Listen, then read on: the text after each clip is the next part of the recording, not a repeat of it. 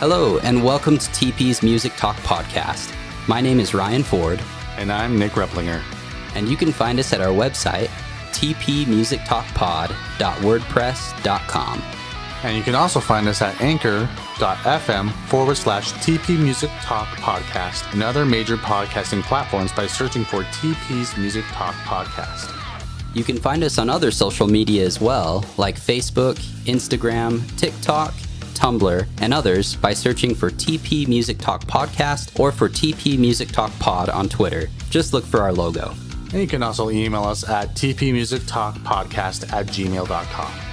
We also have shared playlists on Apple Music and Spotify that you can check out by searching TP's Music Talk Podcast as well.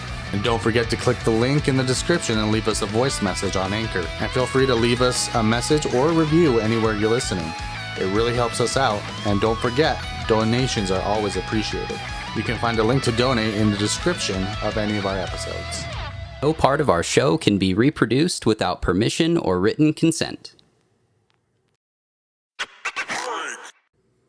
IEngraveStuff.com is a local engraving service based in Linden, Utah. If you want an amazing engraving done on one of your personal belongings, get in touch with one of their specialists today. You might meet McKay, who is one of the main brains of the operation. He's also one of our close friends and the drummer of Nick's band Blix 10. Follow their Instagram page to stay in touch with the latest news for iEngraveStuff. And be sure to type in TP10 in all caps in the promo code box when you're shopping online at their store.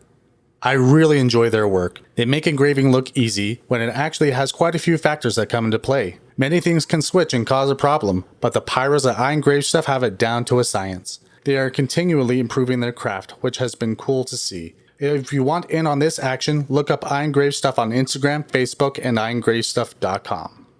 Yep, that's the letter I, and then engrave, and then stuff. iEngraveStuff.com.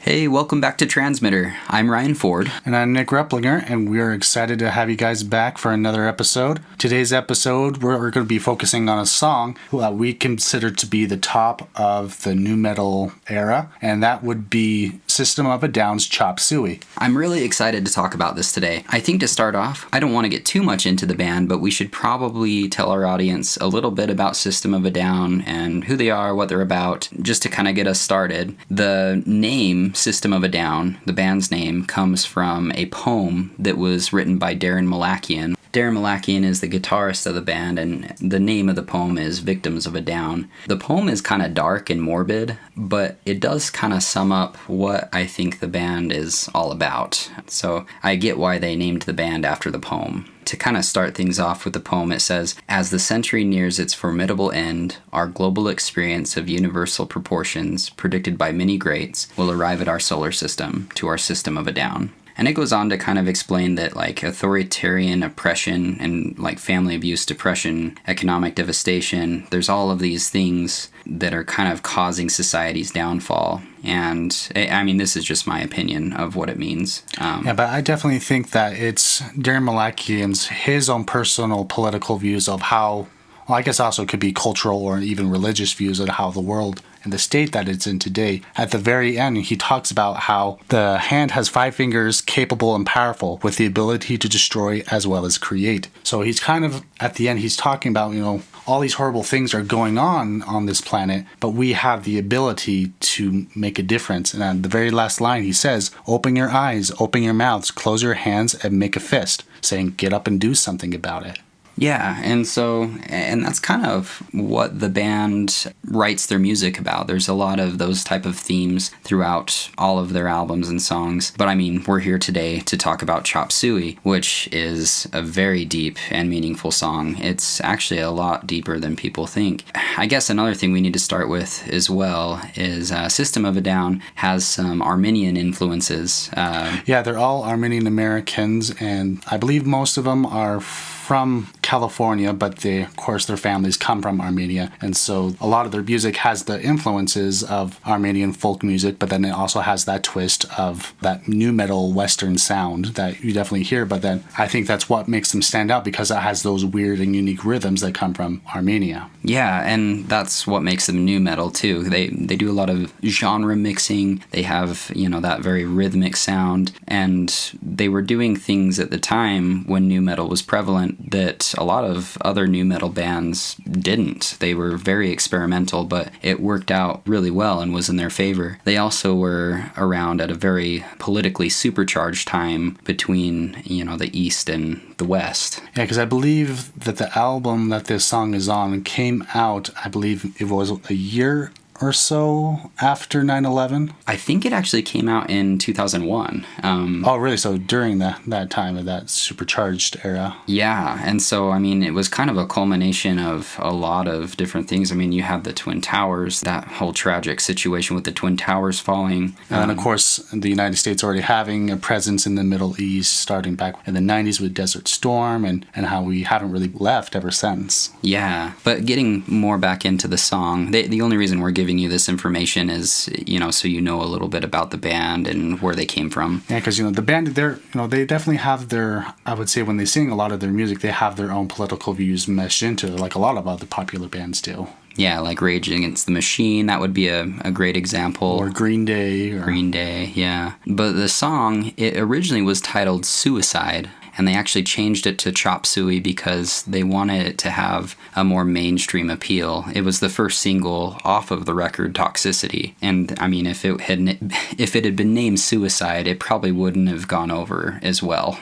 Yeah, plus also I think the name Chop Suey, it's a lot more creative about what the topic is about, which is about suicide, but also it's not just about suicide, but it's also about how cultural differences between, obviously, their personal beliefs and views and cultural views about death and suicide compared to the West, and how they differ very greatly, because chop suey is made of all kinds of different ingredients of what's like leftovers, I guess you could say. It's got cabbage, rice, and whatever else that they put into it, and that's what makes up chop sueys. It's just a bunch of different ingredients, and so you could say it has the mixed views of the geopolitical views of suicide and how different cultures can look at it. Yeah, I like how you put that, because chop suey is one of those dishes that just kind of has a lot of different things in it, and Chop Suey the song, and System of a Down the band, it's kind of a big cultural mixing pot. But yeah, so what would you say to you, Ryan, growing up listening to the song, and then what would you say would your interpretation be on the song be? When I first heard this song, I had no idea that it was as deep and meaningful as it actually is. It touches on so much. It touches on, suicide. It touches on politics. It touches on abuse. When I first heard it, I just thought that it was an amazing song that really caught my interest. Like, you have that melodic chorus that has so much emotion behind it, and then you've got the quick verses from Surge, and it's just really amazing. I don't know. When do you first remember hearing it? I don't remember really the first time I heard it. I just remember the first time I realized that the song was really popular. I remember I was on some bus, someone was throwing a big surprise party for somebody, and I was just invited to it, and so I went, and a bunch of my other friends were going too, so I was like, oh yeah, it'd be a fun night out. And someone hooked up their iPod. They decided to play this song that was going on, and everybody was just like, wake up. But of course, no one knew what he was saying because he's talking in so fast and so rhythmic. So everybody's like, da da da da da da da da, shake up. And that just means like, oh yeah, everybody knows this song. Everybody loves this song. And then everybody starts chiming in on the slow melodic chorus as you were talking about. That's just the first time I really remember hearing the song and it having an impression on me, because I don't remember much of that night other than just everybody's like, oh, everybody knows this song, and that they're singing along to it.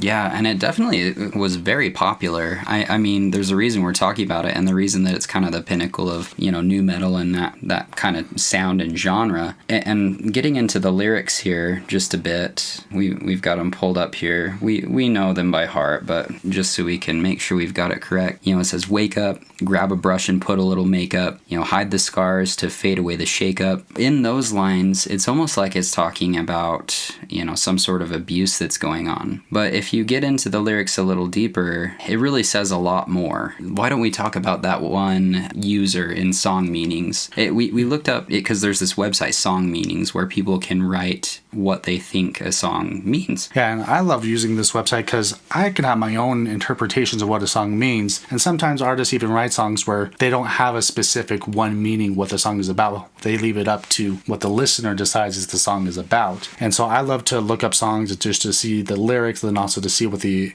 opinions of other people. And when I was looking at all these different opinions, a lot of people seem to think, at least from what I saw on songmeanings.com, that they're attacking just Christianity in general. But I personally disagree with that, and a few other people agree that it's not just an attack on Christianity, because a lot of people think that it's the attack on it because there are some lines from the Bible where Jesus is in the Garden of Gethsemane saying, "Father, why hast thou forsaken me?" Those famous words from when he was suffering. Anyways, there's this one user, I hope I pronounce it correctly, we just want to credit him that this is his interpretation and that we're not taking it for our own credit or anything like that, but it's Falls 3 Alarm, and he says, "To me, the song is about someone who really wants to kill themselves, but everyone around the person doesn't understand why. This is going to be lengthy, but bear with me. In their life, they grab a brush and put a little makeup on and hide the scars and fade away the shakeup, so everyone else doesn't see how depressed/traumatized the person really is." Then the verse repeats, "You wanted to," on the end of each line. To me, this symbolizes everyone else blaming the person for not taking control of his or her life. And why'd you leave the keys up on the table? You wanted to. The keys symbolize the tool to control the person's life, and she just left it out for anyone to take. As in, you wanted to hide the scars, you couldn't even take control of what's happening in your own life. In the pre-chorus sections, we hear, "I don't think you trusted my self-righteous suicide." The change in tempo and new instruments symbolizes that another person is talking. It's the suicidal person trying to explain that he or she has had enough and that it would be best to end their life. Yeah, so I feel like that is a pretty good explanation of what it could be about. And I would only add to that, going back to the whole hatred towards the Christian religion. I don't necessarily think that it's that, but I think that whoever is writing the lyrics, you can definitely tell that he has some resentment towards God, because he basically is saying, "Father, why have you forsaken me? Why are you allowing these bad things to happen to me?" And I feel like that plays a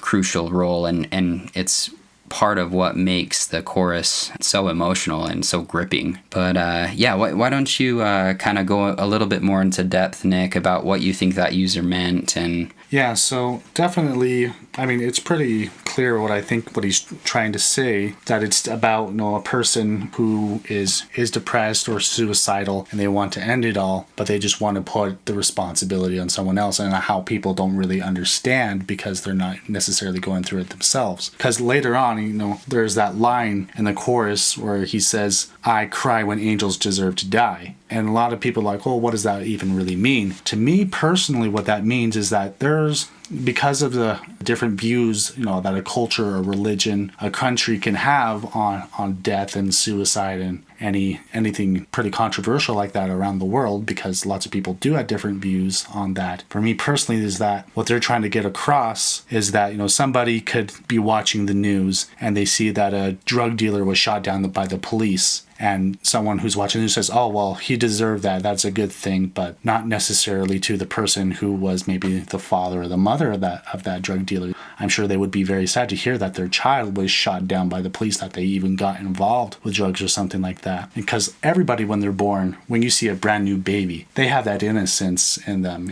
And in Christianity, they call the light of Christ. Everybody is inherently good. It's just that we go through life and there's lots of terrible things that happen to us, and that it can definitely change us, or we go down the wrong path. And so I think what he's trying to say is that it's very sad, no matter what, even if you think someone deserves it, we don't know what happened with them. We don't know what's going on in their life that got them down that. So we should be sad that they ended up that way, because everybody has done something wrong, but not necessarily maybe they didn't want to, that they just got in the wrong circumstance or situation, or maybe it was a choice. You never know. You just can't judge that kind of thing. Yeah, like in a way it's almost insinuating that, like don't judge a book by its cover, because depending on, to one person's perspective, someone might deserve death, but there are so many different ways you can look at a situation or at a person. And it's interesting that this song kind of tells it tells so much without saying really anything at all.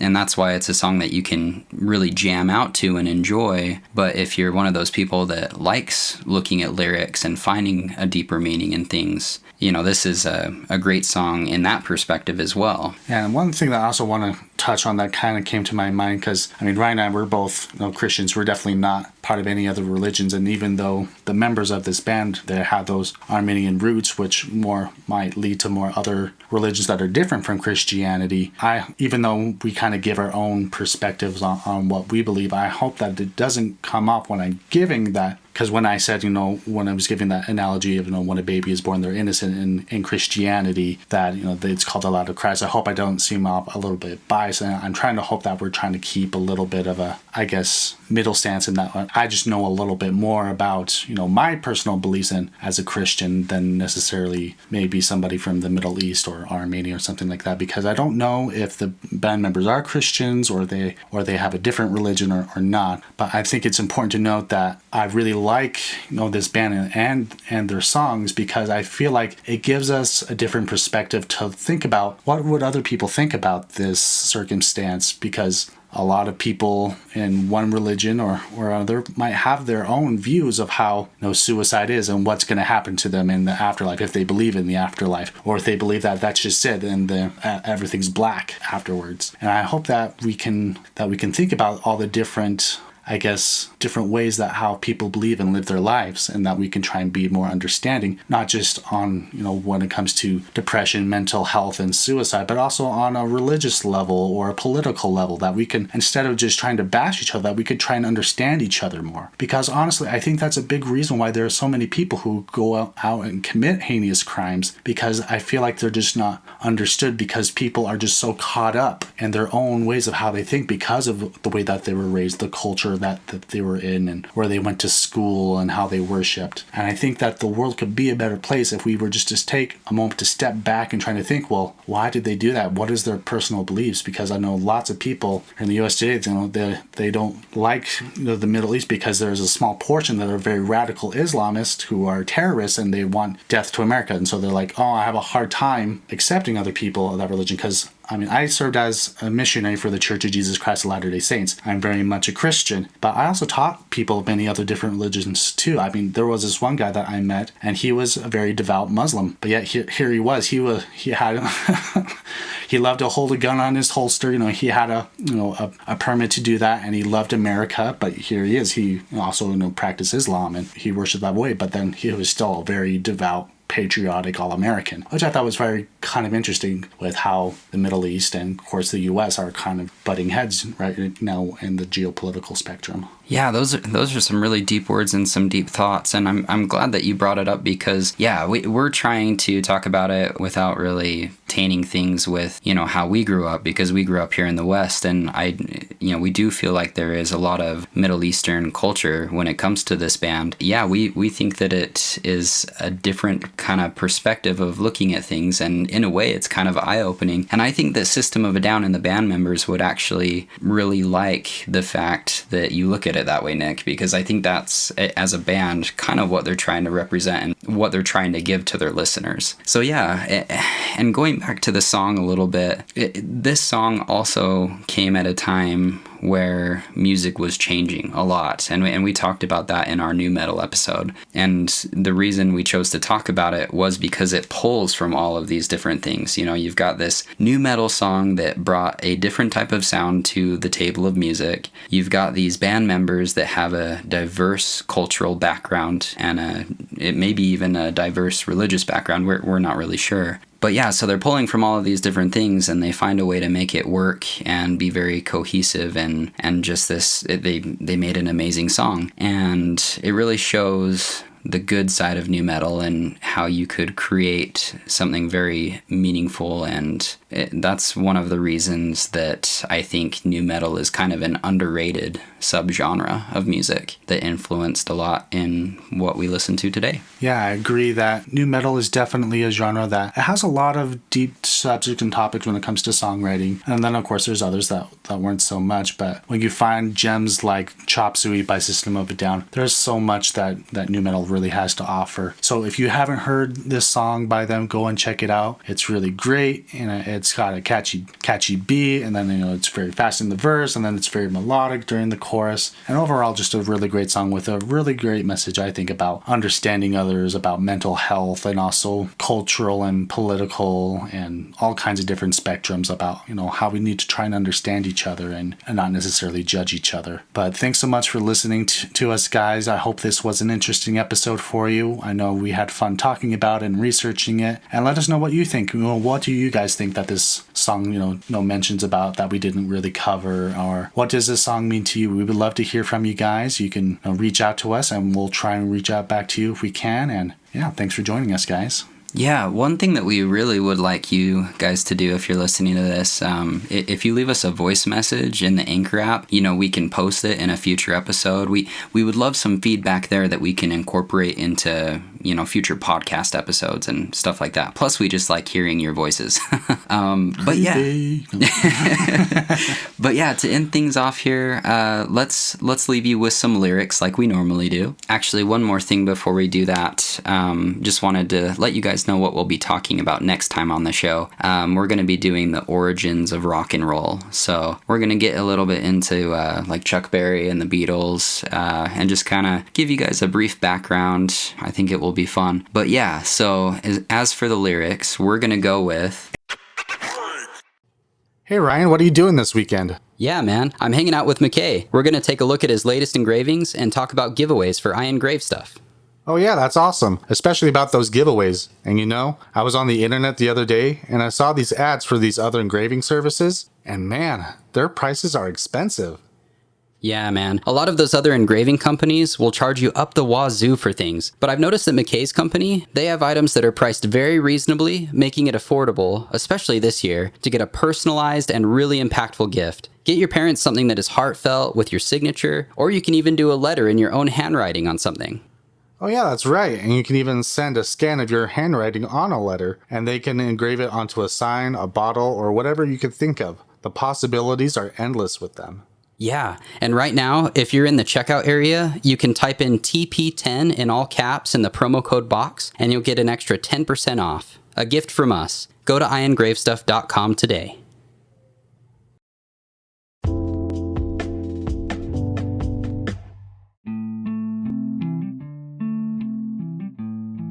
Aerials by System of a Down, because we figured we've already talked most about the lyrics for Chop Suey, but here's another one we feel like kind of fits in about having that open-mindedness. Anyway, so it's Aerials by System of a Down. It starts off with, life is a waterfall. We're one in the river and one again after the fall. Swimming through the void, we hear the word. We lose ourselves, but we find it all. Because we are the ones that want to play, always want to go, but you never want to stay.